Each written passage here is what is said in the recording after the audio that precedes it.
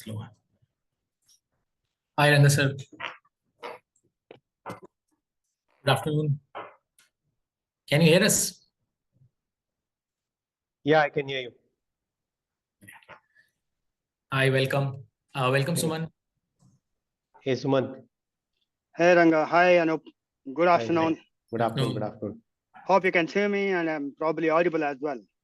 Absolutely. Yeah, perfect. Loud and clear. Perfect. Is it the same with me, Anu? Yes, absolutely. Okay. Just a little louder, I would encourage. You would want me, is it? Okay. Yeah. Sure.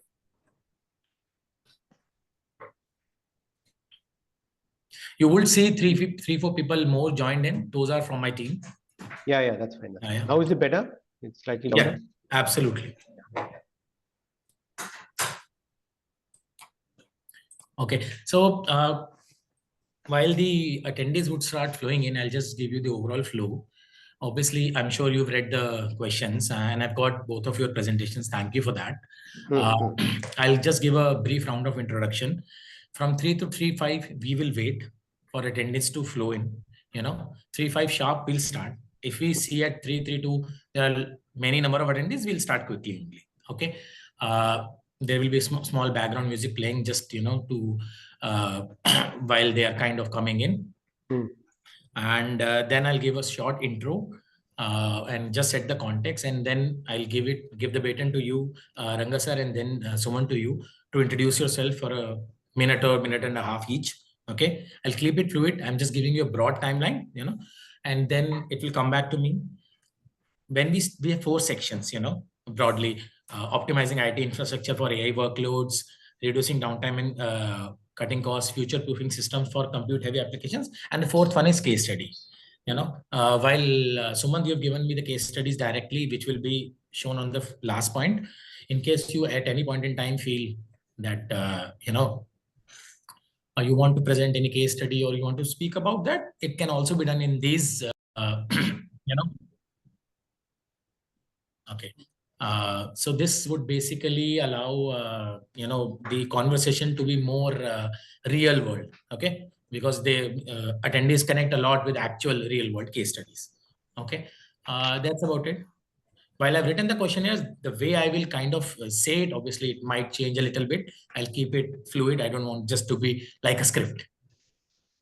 Understood. Yeah. Okay. So when I'm introducing you, better. Yeah, when I'm introducing you, at the background, you will see your kind of, the speaker slide flowing in, and you will see these changing. Okay. Yeah. Whatever it is, we'll speak what we have to speak. Yeah, exactly. That's the bottom line of a webinar. Yeah. Once or twice, I will encourage the audience to ask something in between. Yeah, sure. If we have 2 poll questions as well. Yeah.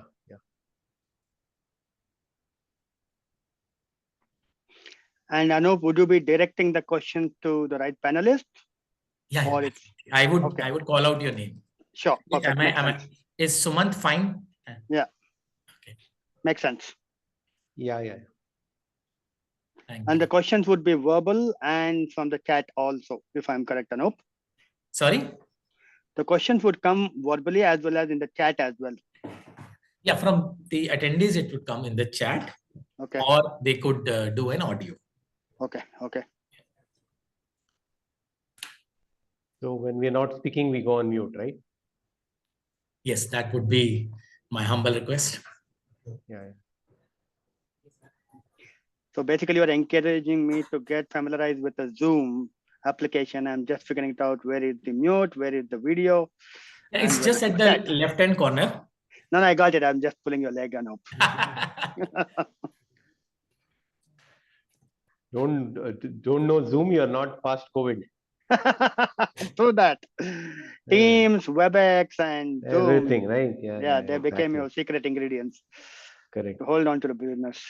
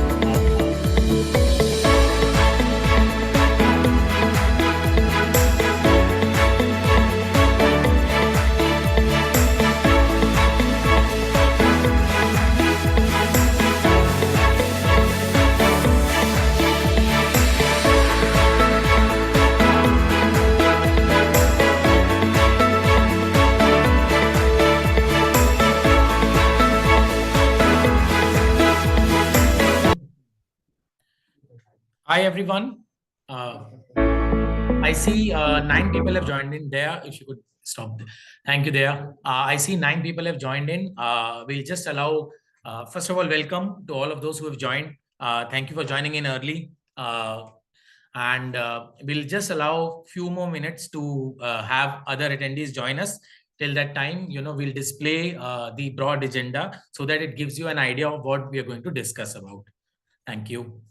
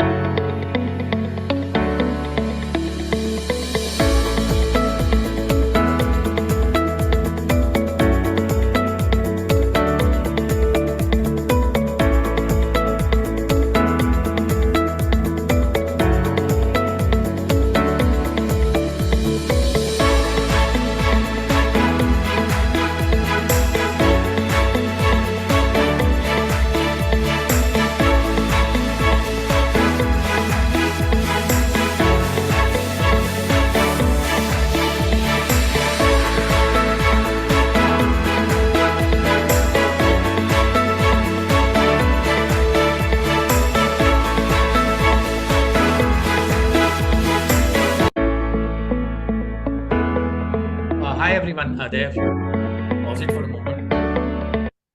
Hi, everyone. I see almost 19, 20 people. Oh, 27 people have joined in.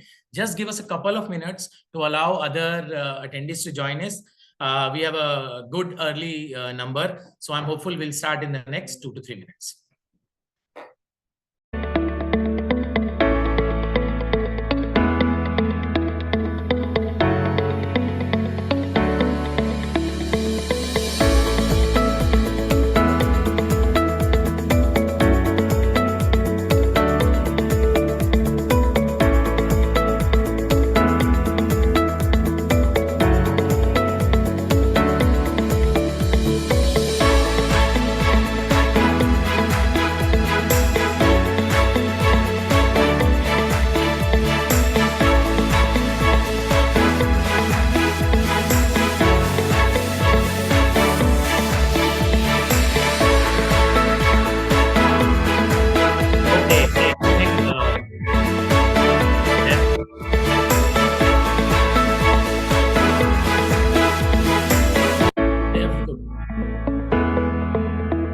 We could stop this. Thank you. Thank you so much there. Good afternoon, everyone. I see almost 33, 34 people have joined in. Thank you, everyone, for joining in so early. And welcome to today's webinar on maximizing IT efficiency in the age of compute, presented by Tech Circle. My name is Anup Kubba, and I'll be your moderator for this session. I hope all of you have had your afternoon coffee, or should I say in the IT terms, your productivity fuel, because we are about to dive into a session that will surely keep you engaged, even if that coffee hasn't kicked in yet. Firstly, I'd like to extend a warm welcome to each one of you for taking time out of your busy schedules. We do understand that, these days, a lot of meetings and all, this is a little tough to find, but I hope our session will be so enriching and insightful that you will find it worthy enough for your time. The idea in this session would be to explore the critical aspects of IT efficiency. As we all know, technology is advancing at an unprecedented rate. The pace of digital transformation is redefining business operations, whether it be customer expectations, whether it be business operations. They are all being redefined post COVID. uh, I'm sure that nobody would have imagined 3 years back that we would be getting things delivered in 5 minutes. The overall expectation of delivery would change at an all-time fast paced. But to ensure all of this, have we ever asked this question that the IT infra needs to be so optimum? How do we ensure that to have those things delivered in 5 minutes, is how does the infrastructure keep pace with it? This is the overall idea of this webinar. Over the next 45 to 60 minutes, our expert panel will delve deeply into the challenges and opportunities these situations present. We will specifically explore aspects such as AI-driven workloads, increasing data demands, or I say actually, humongous data demands, compute-heavy applications role, and strategies to optimize compute resources. Before we actually dive in, let me introduce our distinguished speaker.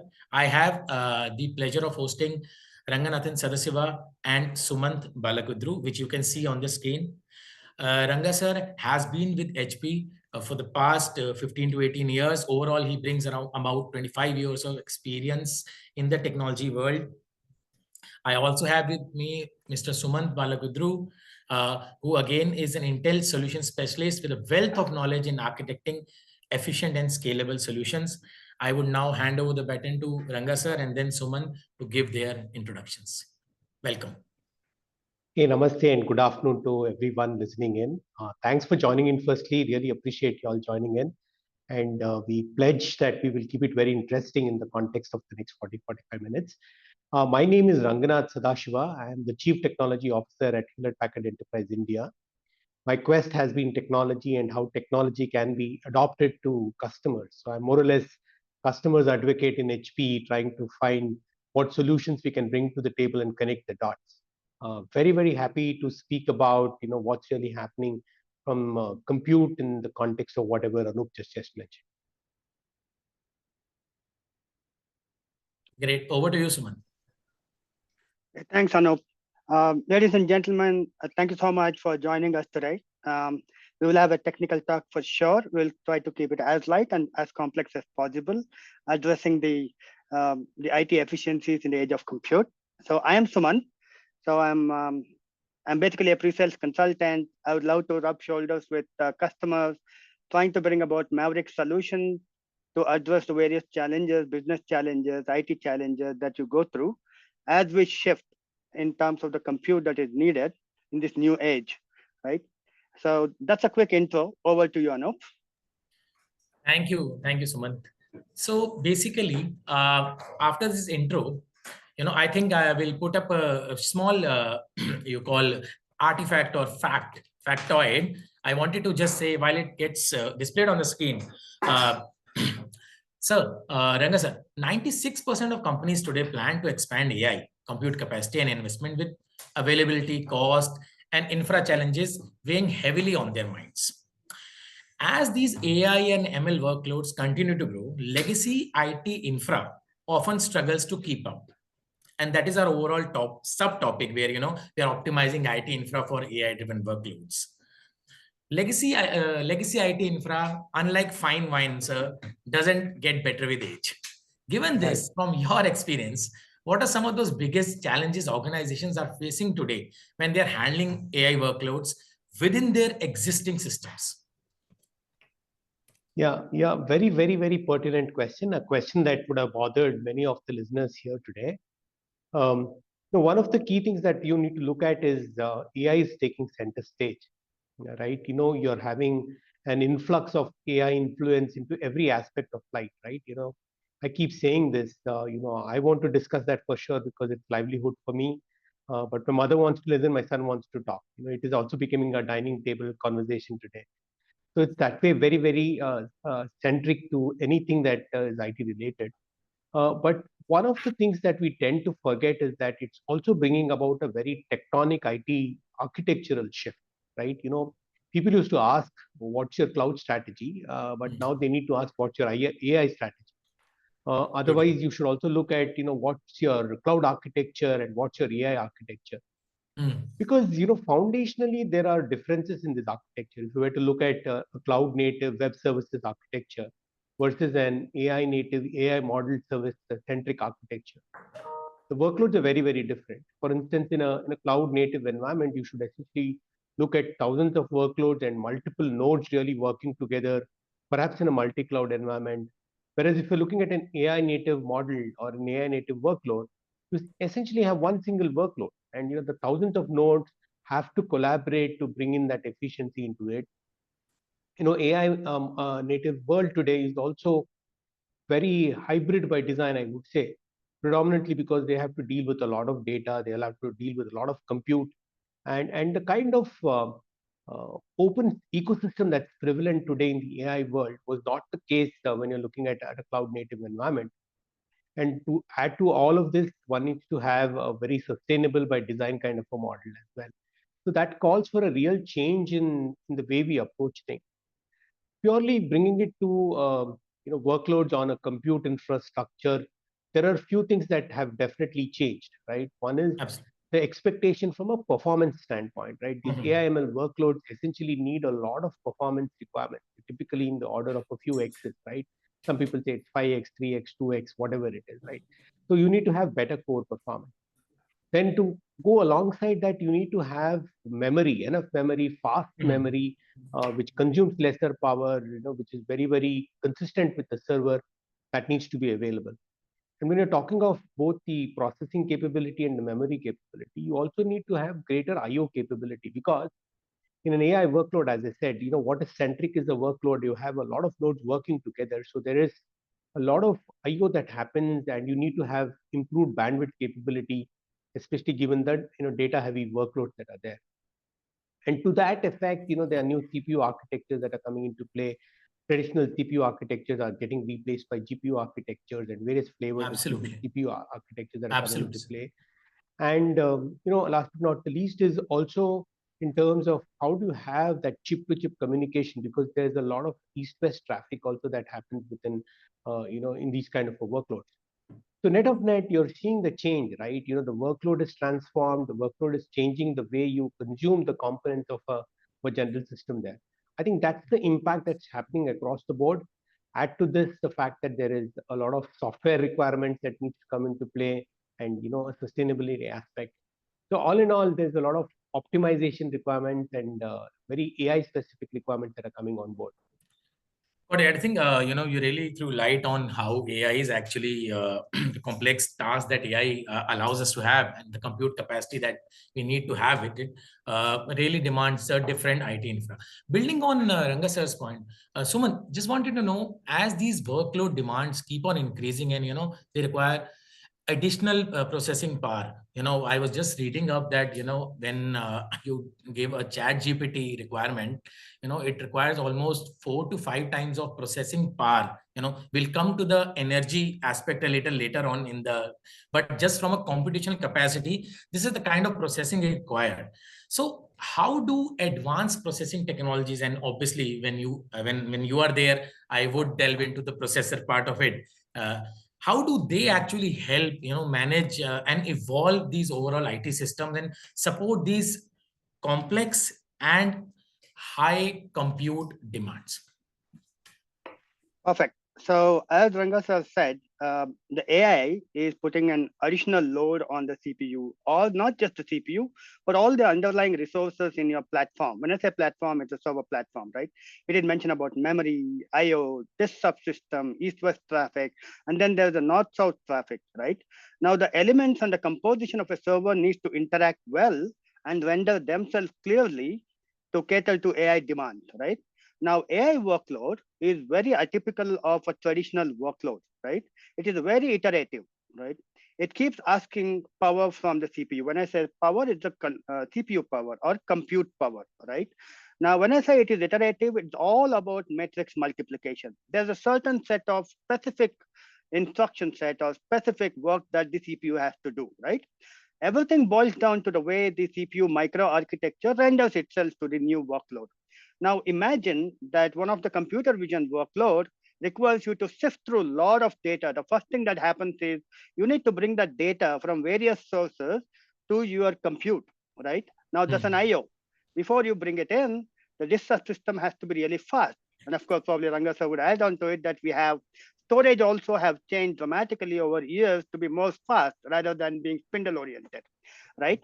Now, the moment the data comes in through the NIC into the memory, into the CPU, that part has to be accelerated, right?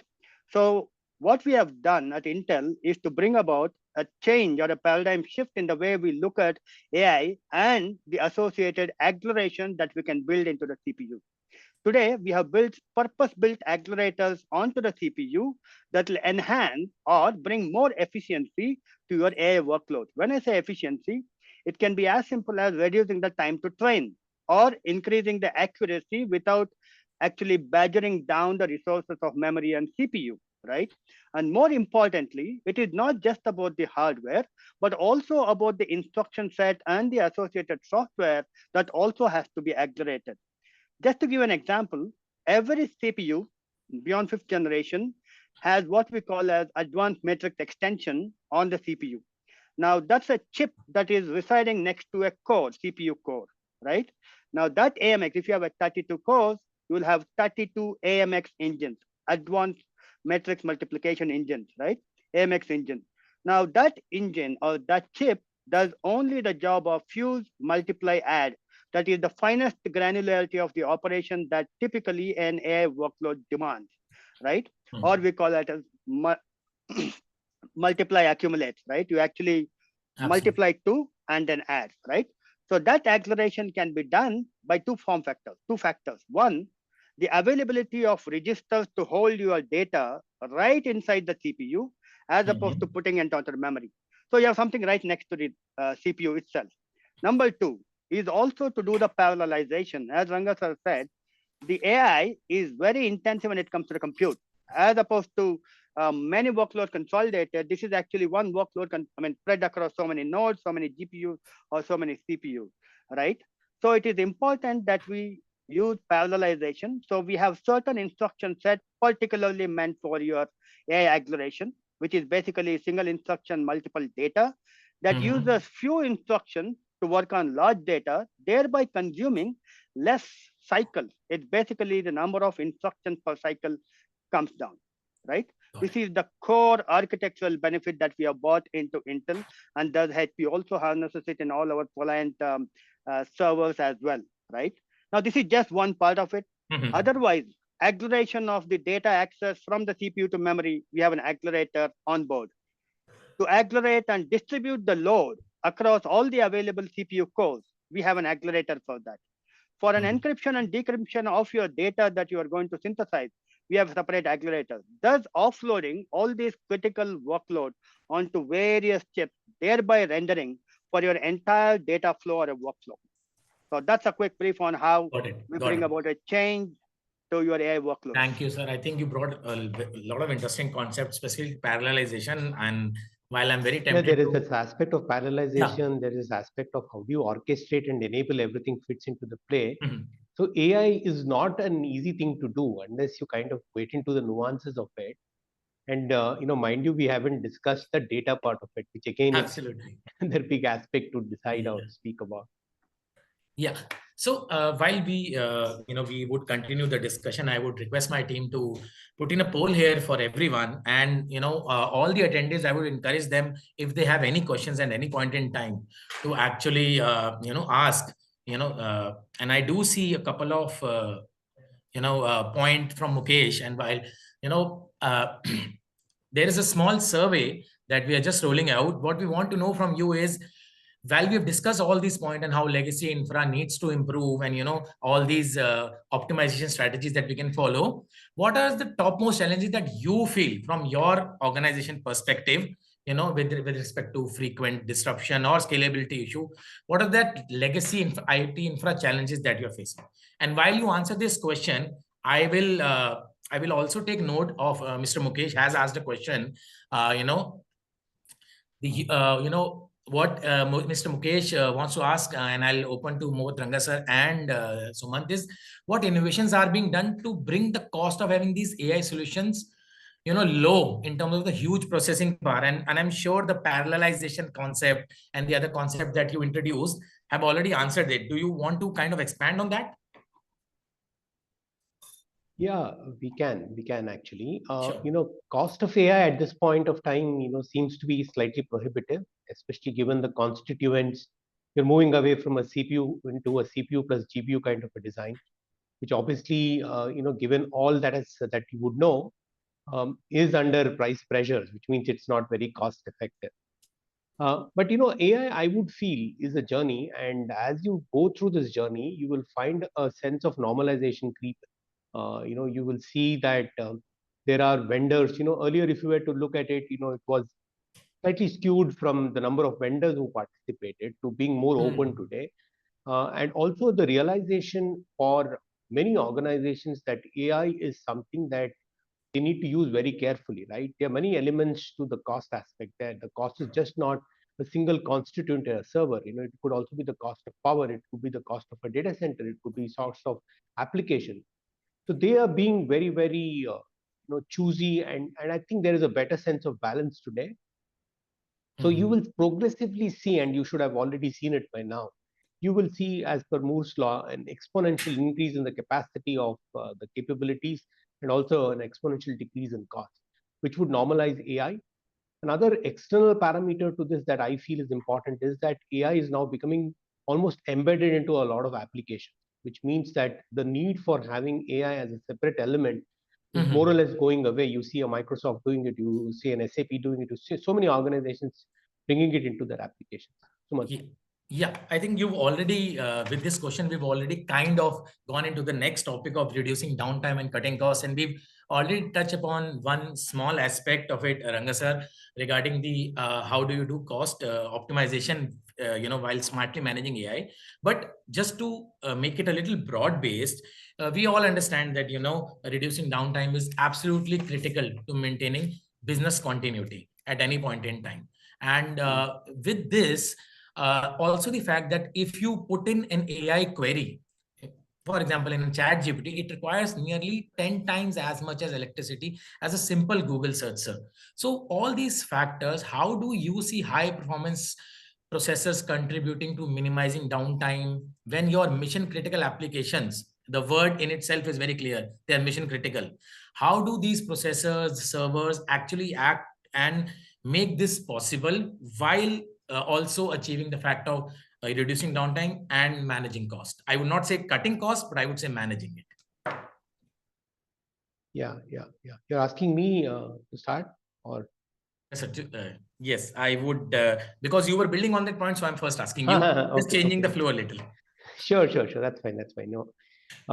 So it is interesting that you bring this up. In fact, the entire design philosophy that HP has been following is interesting, and follows a kind of a norm that you just mentioned, right? How do you make this entire engineering and design element with a few fundamentals that will deliver what we call as, whether it is downtime, whether it's enhanced performance, and whether it is optimized, right? So the three words that come to my mind today is, if you were to look at the foundational aspects of whatever we deliver, right? It's built on three important things. One is called intuitive by design, trusted by design, and optimized by design. Right? If you were to look at what does intuitive mean, it essentially means that it changes or transforms your IT focus from kind of manual, mundane, to more strategic and value adding. Right? What do I mean by that? Within the entire intuitive gambit, you essentially are looking at simplifying many of the processes that happen within the server and the lifecycle management of a server, right? You could look at a tool called HP GreenLake Compute Ops for Manager that essentially manages an entire lifecycle across the board and makes it very, very simplified. The other aspect under intuitive is making it very unified, right? And I mean unified, how can I have a single console that enables service operation, right? if you're able to monitor, manage those service operations, then you can go back to minimizing downtime and increasing efficiencies and performance, right? So that ability to have visibility, right? We also bring in a sense of global visibility and insight to all of the compute devices that are there. So you're able to monitor and then manage. Then when you are able to manage, you should be automating it as well, right? To a great extent, how do you automate that?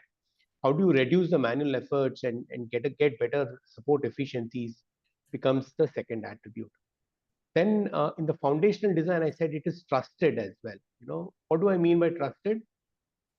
That whatever you want to deploy, you deploy it with a sense of confidence and peace of mind, right? It becomes because security becomes very foundational today, and if you don't have that confidence of deploying any kind of hardware in your organization without trust, it goes out of order. So for that, three attributes that we follow there is to make security very foundational, right? When you're looking at security, there needs to be security from wherever you are, right? From edge to cloud, as we call.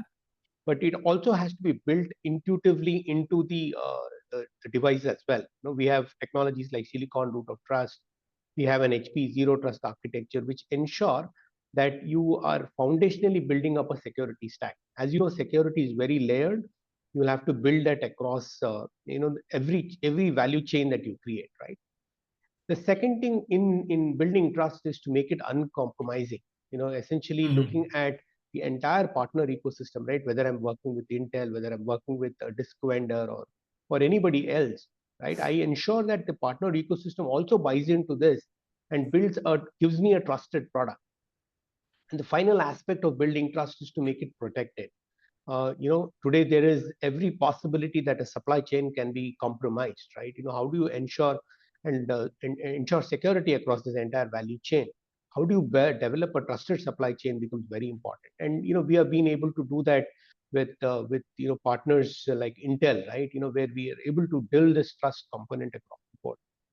The final one in design for us has been optimizing it. As you saw, that there are a lot of workloads that are coming into play, which essentially means that I need to have an efficient infrastructure, right? What could efficiency mean? It could mean efficiency in the case of giving a better performance, right? It could mean giving better energy efficiency. It could mean adding more cores. It could mean providing more IO bandwidth, right? All of this will come into play when I'm saying building more efficiency into that. The second is, how do I optimize by accelerating, right? Today there is what Suman just showed about accelerating, right? Many capabilities are getting built into the systems there, whether it is for AI, ML, for rendering, or any data intensive application. You're building a sense of acceleration into the design itself, which could be through cards, it could be chips and stuff like that. The other thing when I say optimized is to make it a more open and approachable kind of an infrastructure model, right? Where an infrastructure as a code can be deployed. You kind of conform to a lot of industry standard protocols, whether it is a Redfish or a PLDM or SPDM or anything like that, right? Or kind of increase adoption to the open compute project and things like that. So this is what we mean when we are looking at the design per se, which all augur well in the context of the need of the customers today, which is to deliver the right kind of performance, ensuring security in their thing, and optimize for the kind of workloads that are there. So that's how I would look at it. Yeah. Thank you. I think you explained it very well. Building up on Rangasir's point, Sumant, while we are discussing downtime and cutting costs, he's also brought in a very important aspect of security, and he's mentioned specifically zero trust. How are we able to maintain, zero trust security with these processors, high-end processors that are coming up, while also balancing the fine act of, ensuring that, downtime is reduced? Because, when you are using, this AI heavy workloads, the time required to respond is now going into nanoseconds. So that requires high-end processors, while you don't want, security to be compromised. I know I've changed the question a little bit. No problem. It makes sense because security, availability, reliability all goes hand in hand, right? If the security gets compromised, then one of the components is hijacked or is not available. So you opened up higher surface of attack, right? It can be ransomware, it can be malware, or it can be a code injected into one of the buses, as when I say PCI bus or whatnot, right? If that comes in, then the reliability or availability of the system goes down, right? So from the design philosophy, security, reliability, availability, all of them are very layered. And fundamentally at the chip level, it is very imperative today to reduce the surface attack, right? Surface area of attack. Now we do that in many folds, right? Now, while we do, I would say encryption at rest, data in flight is also encrypted. But what happens to data in use? In the sense, the data that is being processed on the CPU, right? Anybody who has an access, maybe an administrator who has an access to the virtual machine that is sending the data to the CPU, he can actually sniff it out, right? Even if it is partial, if we just get the phone number of all the people that we are trying to find an affinity by using an AI model, it is compromised. Security is compromised, right? Now, if you're just good at taking it out, but not injecting any code that will put the CPU into a continuous infinite loop, then it's again availability issue. So security issues, or if you are unable to contain the security loophole, if you don't do that, then it will have an impact on reliability or availability. So one thing that we have done on CPUs or chips that we have manufactured in all recent times is to have or conform to something called as confidential computing, right? And one of the spin-offs of the confidential computing is what we call as software guard extension, right? And that basically ensures that though you are an VM admin, or though you have an access to the operating system, you might be the application administrator, right? Hypervisor, OS, application, whoever you might be in terms of managing it, you will not have the access to the data that is being computed on the chip or the data that is going back and forth from memory to the processor, right? That's what we call a software guard extension that prevents, right, the data from being pilfered. That is one. Number two is that the AI is very intensive. We did say that compute intensive, memory intensive. Now, any cycles that are wasted and not rendered towards the processing the AI is a crime, right? In a HPC parlance, also you would know that you cannot let go of a CPU cycle going waste, right? Every CPU cycle counts. Even in AI also, every CPU cycle counts. Now imagine if there are continuous errors that are piling up and I don't mitigate it, the queue builds up and then the quality of service comes down. That is basically inching towards availability issue, right?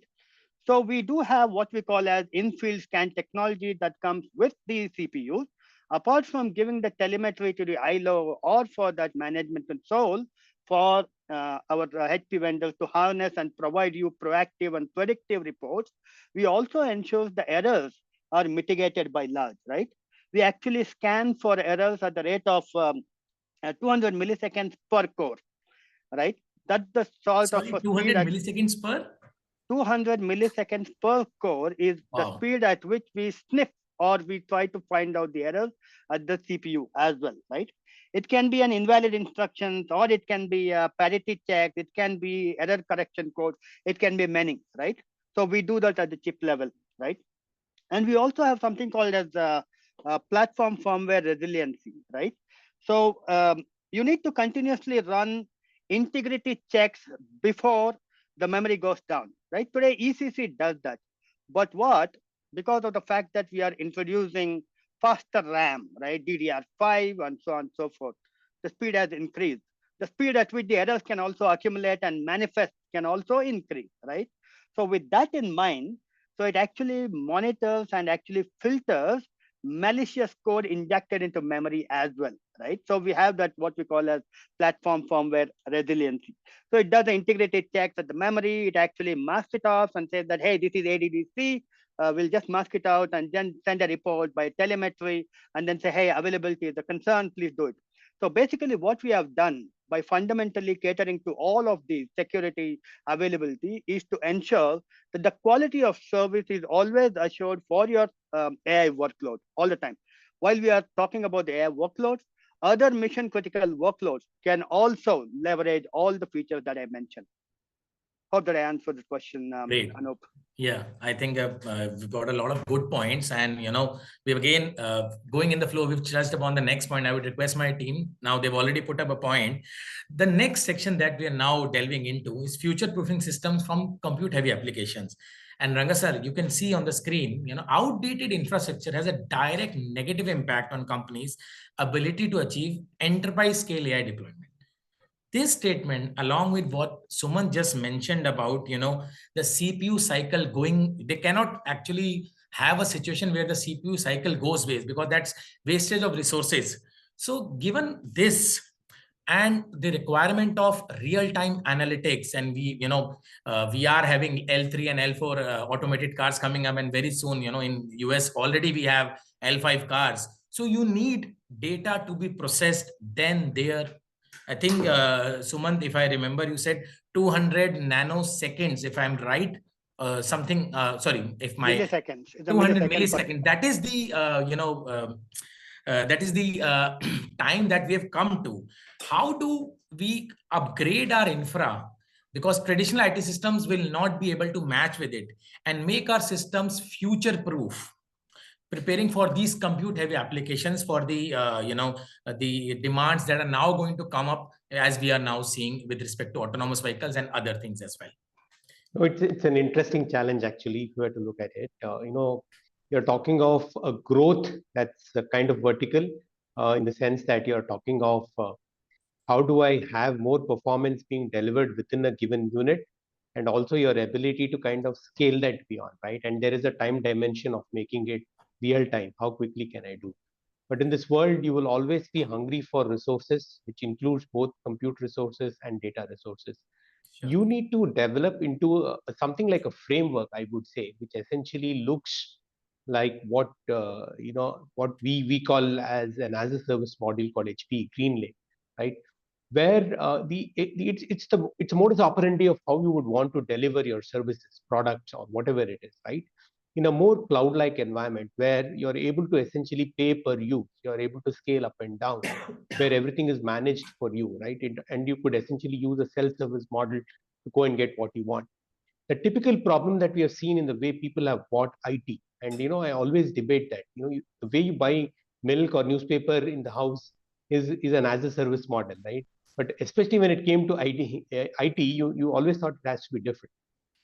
But if you're able to, in a model like GreenLake, for instance, if you're able to buy the compute requirement that is needed as per your today's requirement, with the ability to scale and the ability to add more and more, from a capacity standpoint, and also with an ability to change technology whenever it is appropriate. Isn't that a great way of actually solving this entire paradigm, which is very, very tough, right? Where you need scalability on capacity, where you need scalability on performance, where you also need protection against technology obsolescence, right? And in this context, the cloud experience means that it is all that you have got from a cloud experience, but it is a cloud that comes to you. So that's the way I see that you can mitigate a problem that is coming up at this point of time. Could I say that we've been having the as a service world in SaaS and everything? Are we moving towards a future where we'll have IT infra as a service, or are we already there? No, that's already there. That's already there. In fact, I would call GreenLake as an evolution over the existing experiences that we had, because the earlier experiences lacked performance, couldn't get the right kind of performance, had latency issues, had compliance issues, had scaling issues, and several other things, right? So this is an evolution. This is something that really does better than what experiences that we have had. Great. Thank you. Building upon Ranga sir's point, Suman, as these compute demand intend to increase day in and day out, and while he was discussing that, the HP GreenLake, it's an evolution even beyond IT infra as a service. What are those enabling technologies, that you feel will help us stay ahead of these, requirements, particularly when we are managing complex AI computational requirements and other associated tasks, some of which I mentioned previously as well? All right. So I'll probably take a step back, and I'll go back to the GreenLake slide that Rangnath put up. See, if you look at on the extreme left, you had edge, and then a data center all the way to the cloud. It might be multi-cloud. right? The existence of AI workloads are no longer confined to the data center alone, right? They are moving towards the edge where the action happens or where the data is actually more available, where the insightful or actionable insight is needed at a pace at which the business happens, right? So on one hand, the large scale training happens in the data center, and the repercussion of that or the reflection of that actually moves to the edge where you're actually using the inferencing engine. And then you're not going to let go of the cloud as well, because you might want to archive it and use the synthesize this for further training and retraining, right? So the AI exists in all of these or entire spectrum in various forms: edge, far edge, data center, colo, or for that matter, cloud. Now, when I move this AI complex workload to various locations that I mentioned, at each place, there's a need for a different compute, need for different interaction, right? Need for connecting to various data sources. Now, at the training, at the data center, you need a scale out, right? You might need multiple nodes for your nimble model to be retrained, right? Nobody is doing a foundational model. While you might want to piggyback on the foundational model learning, and then you create your own specific model for your requirement, inferencing happens at that, right? Now imagine that today at the edge, you need 100 nodes for inferencing. Tomorrow you need to go to 200. The scalability at the equivalent of a cloud scalability types, right? Elasticity is what probably GreenLake brings to you in terms of the experience. But from the AI experience perspective, what is important is the capability of having edge servers that HP has for edge locations to run your inferencing. At the data center, of course, you have Reliant, that is a server with the highest availability and whatnot.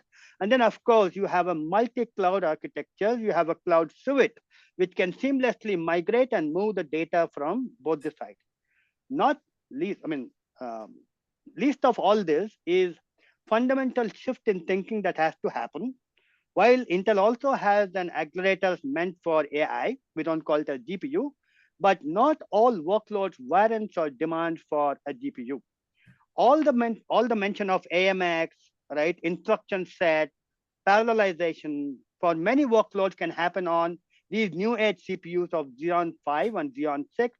Xeon 6 is going to be introduced, right? And if you refresh onto it, there'll be higher density, better benefit, higher efficiency, better productivity, whole lot of things.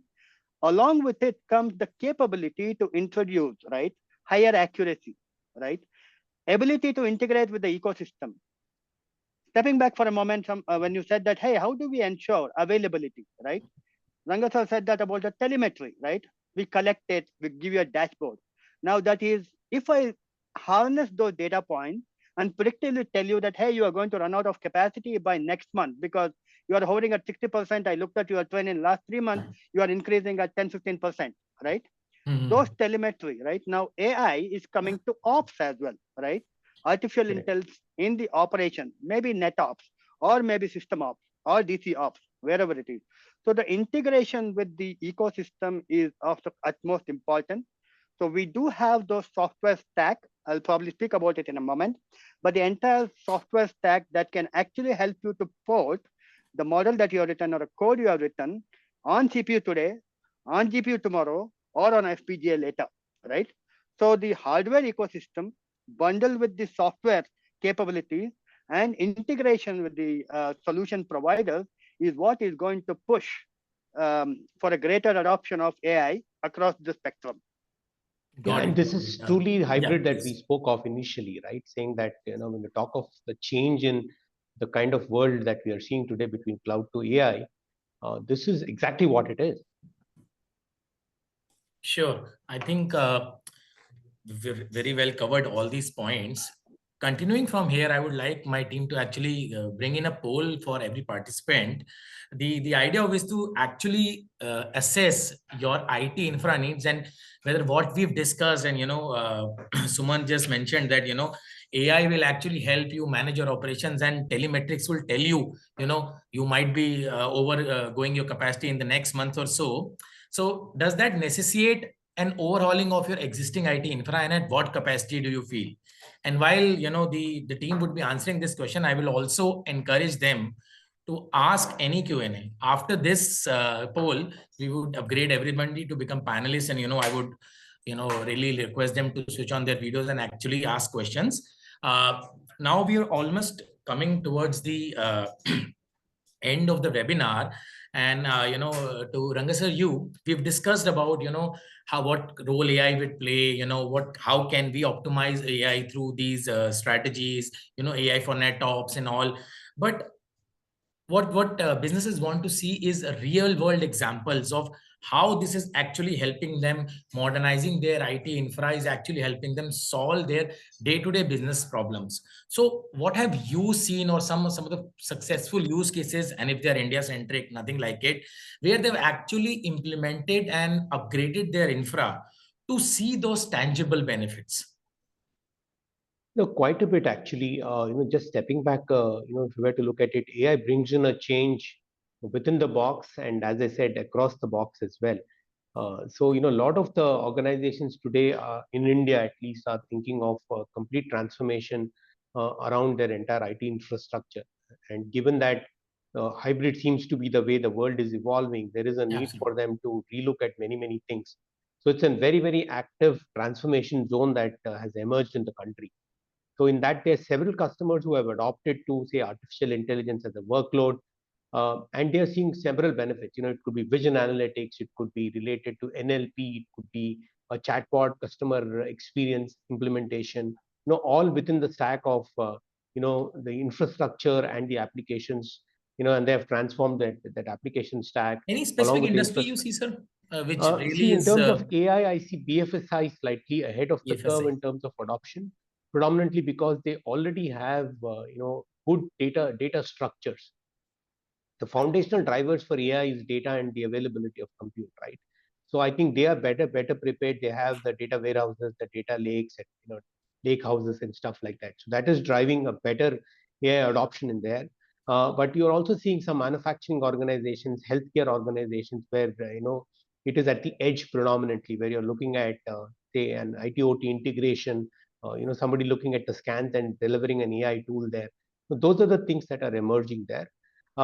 But it is an interesting landscape, and I would believe that no company would be untouched in the next 12 to 18 months in the context of this change. Everyone has to implement some form of change, including you changing your laptop to an AI laptop. To that extent, this change would be needed, I guess. Great, great. I think BFS and healthcare are some of those top industries, and I'm sure Yeah, manufacturing and others would be catching up very, very soon. yeah, yeah. Coming to you, Sumant, and I'll be putting up a case study which I would like you to describe, and following on the same question, what kind of cases you have seen where people are upgrading their IT infra, and I can see some of the things that you have already mentioned us. If you could throw some light on that. Perfect. From the global context, you can see on the slide there are a couple of companies that I have mentioned where we have done an extensive work in bringing about a change in the way they consume and get insights, right? Consume the data and get their insights. Now, this is at a very global perspective. I would also touch upon the local perspective as well from the India context, right? Now, as Vanga said, that there are instances like at the edge, far edge, on your compute, on your client, right? The use cases that as simple as a chatbot to go onto your knowledge base, or you use a retrieval augmented generative AI, or you use computer vision for workforce safety, right? All document summarization, as simple as document summarization to all the way up to complex computer vision to prevent the pilferage in a retail outlet. When I say pilferage, not somebody doing a shoplifting, that is already taken care of with RF and whatnot, right? But there are the new sophisticated way of pilferage because somebody shows up a QR code from their mobile, the payment actually goes to them, the bill gets generated, right? Now that's a pilferage, right? It's a human intervention. That is something that we have worked out in Indian context. But just to bring about the complexity that is involved in an AI and the underlying infra and how we provided 35x better performance in Siemens Healthcare, right? We use computer vision. This is basically for finding the cancerous cell and deciding upon which cell needs to be targeted for radiation or what dosage of radiation needs to be given, right? Typically, in a normal setting, a CT or a 3D CT scan is done, right? A computed tomography is done, then MRI is done, And then a mix of both of these can be considered for a radiologist, or I would say, of course, radiologist who would look at it and say, hey, this is the place where you need to contour it and say, these are the tissues that are supposed to be irradiated with a certain dosage, right? Now, this would change from a technician to technician or one doctor to another when it comes to radiology. It is purely subjective, right? There are so many hits and misses, right? And then people would say, okay, this is the tissue. We should isolate the other healthy tissues from not receiving this. You need to mask it and then supply radiation. Now, Siemens said that, hey, this is very repetitive, monotonous process. Why can't we harness AI to bring about a higher level of accuracy and consistency in diagnosis and identification of malignant cells or malignant tissues, right? So they were already doing this. Since you mentioned earlier generation of the CPUs, which did not have the capabilities of all these accelerators, AI-specific accelerators. They were using AVX512. I would not get down to it, but that's an instruction set that allows you for a faster compute, right? So what we did was we provided them with the three approaches, right? One is the new processors, right? Xeon 5, Xeon 6 processors that has built-in accelerators for AI, number one. So this built-in accelerator can hold more data, can use less instructions to process this data, and more importantly, parallelization. All of this is happening on CPU, number one. Number two, we call something as quantization. The models might be big because you have chose to use, for an example, floating point 32, right? That's actually a large word, right? Exponent and mantis are extremely large. People are of the belief that if you use floating point 32, your accuracy of the model prediction is higher, right?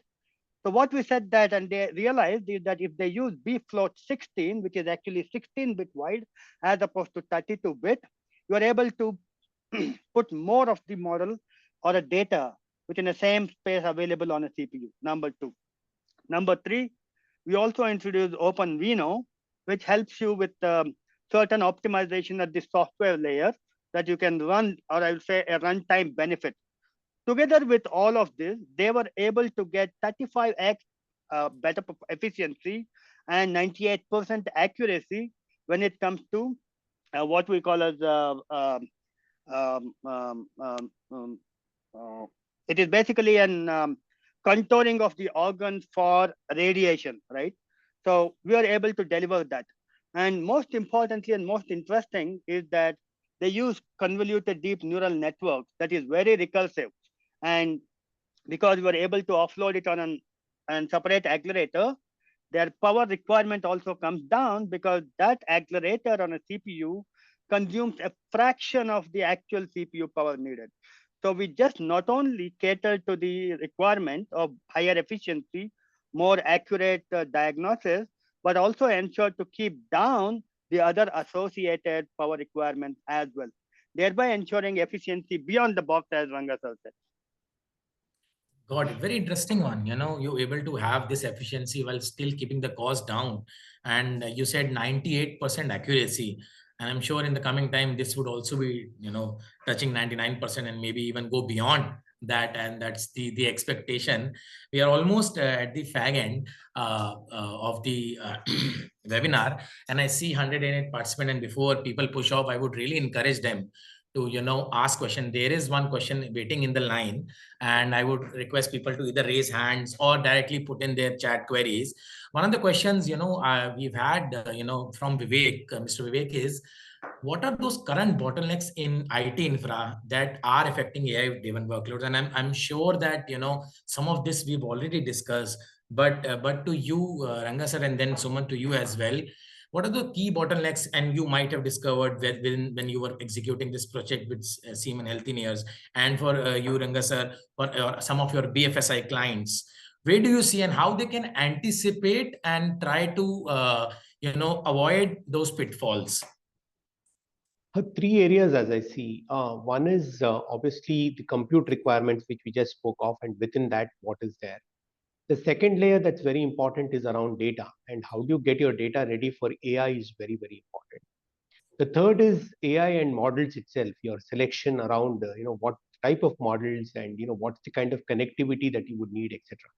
I think these are the typical bottlenecks for organizations to implement an AI project. But most importantly, it is the relevance of any AI project for the organization. People are just doing it for the heck of doing it. But is there any relevance? You should not be creating intelligent silos, right? You should be creating something better than that. So that's where I see some issues really crop up. So you are actually saying in a way that the first question is the business ask for it, or what is the outcome Yes, that yes. they're going to generate and how it is going to benefit us. Yeah, exactly. Great. I think that's a very valid point. And Suman, to you. Thank you. I will divide on to what Rangas has said.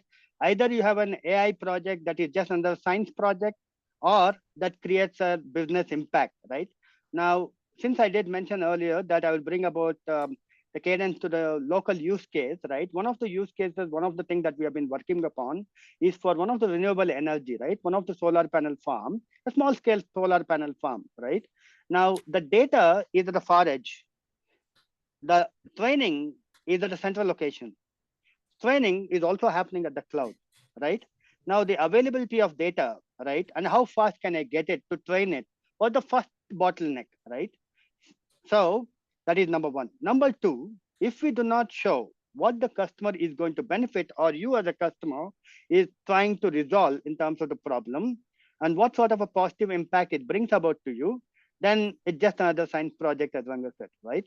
Now, for a solar panel, just to give an example, how an AI can mitigate by using computer vision to figure out how much is the soil layer on the solar panel, right? Or if the incident light is not good enough because there is a weed that has grown that is preventing 10% of the cells on the solar panel not getting enough incident light, right? Or for that matter, that solar panel itself is not working. Now, I just mentioned one solar panel. Now, imagine 1,000 by 1,000 solar panels, right? 1,000 times 1,000. Now, which solar panel needs to be rectified? Who does that? Geopositioning, right? Now, that is what we are trying to address. So if one of the solar panels or 10% of the solar panels are not getting enough incident light, and if that brings down the energy generation by 20% per day, and if you multiply that by commercial power requirement, that is the saving that you do, right? But however, the inhibitions or deterrent for all this is data availability, the rate at which this data is available.